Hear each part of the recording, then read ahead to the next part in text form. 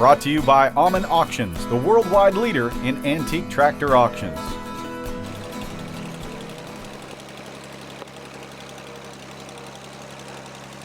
The OMC stands for Ostenberg Manufacturing Company, OMC.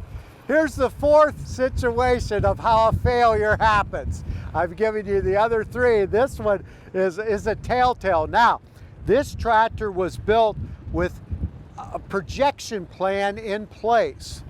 This tractor, if you look at it, is a hogging tractor, I call it. This is one of the biggest tractors that was made. That tractor there was made in 1952. They started out making these tractors because it was going to be a bigger tractor, therefore someone would have, as I said, the element was to have what your neighbor didn't. Well, you could have the biggest tractor on the block, and that was what they were building for this thing.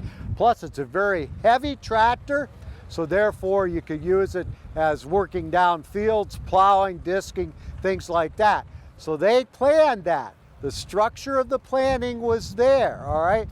And also, they wanted to do it and have an outstanding unit, which I said this American was a horrible unit, you know, in regard to this. This was an outstandingly constructed, planned, engineering, I guess you would say, genius did this particular tractor, okay?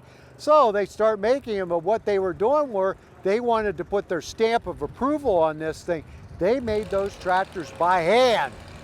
So there was labor intensive, but these people had pride in them, the Ostenberg family, that they had the money behind them that they were going to do this, okay? They built 60 of them. All right, they were going to sell them. They had no doubts. They had the financing behind them. They had a unique tractor there. It was bigger than other tractors. They knew they had a market for that. They had, as I said, the money behind them, which included the marketing in regard to that. So what happens to them? They build 60 and their plant burns down. They were done. They went from a plan of a structure of years and years of production, doing it by hand, and becoming unique and becoming famous, and that was their goal, to being destroyed in a moment of a flicker of fire that burned them down. They were so demoralized that they quit.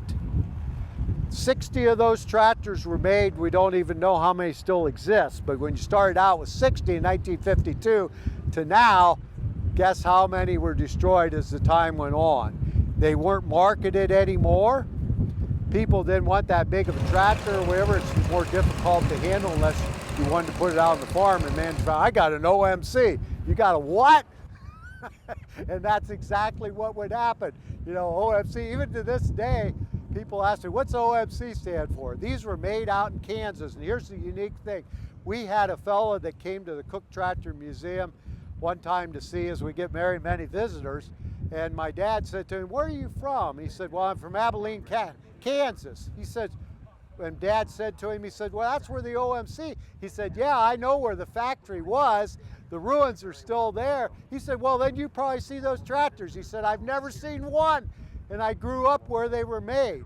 So a lot of times that happens. They destroy everything. When the ruins were there, they destroyed everything. They didn't need parts for anything because they weren't going to construct anymore. So there's the fourth thing that happens. You could say a stroke of bad luck destroyed that tractor that had a good marketing plan, had plenty of money behind it, had a strategy, and had uniqueness. The four things that generally spelt success going forward in regard to that. But a stroke of one flicker that they had just knocked that tractor out and it was gone. But that's why it's unique today. And when you get on that tractor and you drive that tractor, it is something you feel like you're driving a tractor of the 1970s, the 1980s, because it's a big hogging brute.